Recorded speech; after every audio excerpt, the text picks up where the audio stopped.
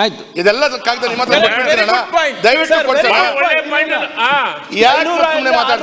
ಹೇಗ್ ಬಂತು ಇದು? ಸಿಎಂ ವಿವೇಚನಾ ಕೋಟ ಕರೆಕ್ಟಾ ಸರ್? ನಿನ್ನೆಯಿಂದ ಅದೇ ಕೇಳ್ತಾ ಇದ್ದೀನಿ ನಾನು. ಸಿಎಂ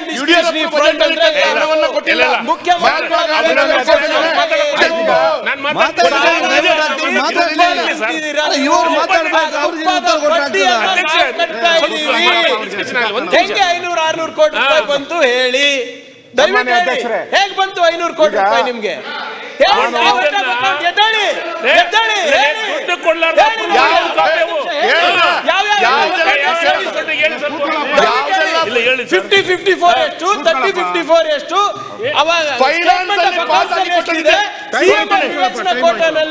ಫೈನಾನ್ಸ್ ಡಿಪಾರ್ಟ್ಮೆಂಟ್ ತದ್ವಿರುದ್ಧವಾಗಿ ಎಷ್ಟು ಬಂದಿದೆ ಹೇಳಿ. 500 ಕೋಟಿ ರೂಪಾಯಿ ಜಸ್ಟಿಫೈ ಮಾಡ್ಲಿ ಸರ್. ಸನ್ಮಾನ್ಯ ಅಧ್ಯಕ್ಷರೇ, ಈ ಬಜೆಟ್ ಅಲ್ಲಿ ದೇವಾಲಯಗಳಿಗೆ ಕೊಟ್ಟಿರುವಂತದ್ದು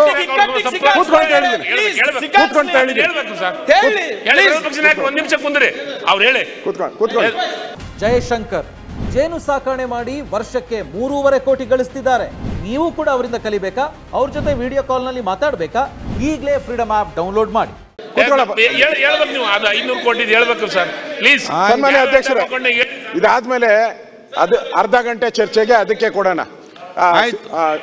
ಯಾರು ಬೊಮ್ಮಾಯಿ ಅವರು ಕೊಟ್ಟಿರೋದು, ಬೊಮ್ಮಾಯಿ ಅವರು ಬರ್ಲಿ, ಬೊಮ್ಮಾಯಿ ಅವ್ರು ಕೇಳೋಣ. ಯಾಕೆ ಕೊಟ್ರಿ, ಏನ್ ಕೊಟ್ರಿ, ಸ್ಪೆಷಲ್ ಆಗಿ ಯಾಕೆ ಕೊಟ್ರಿ ಅಂತ ಕೇಳೋಣ ಅವ್ರಿಗೆ.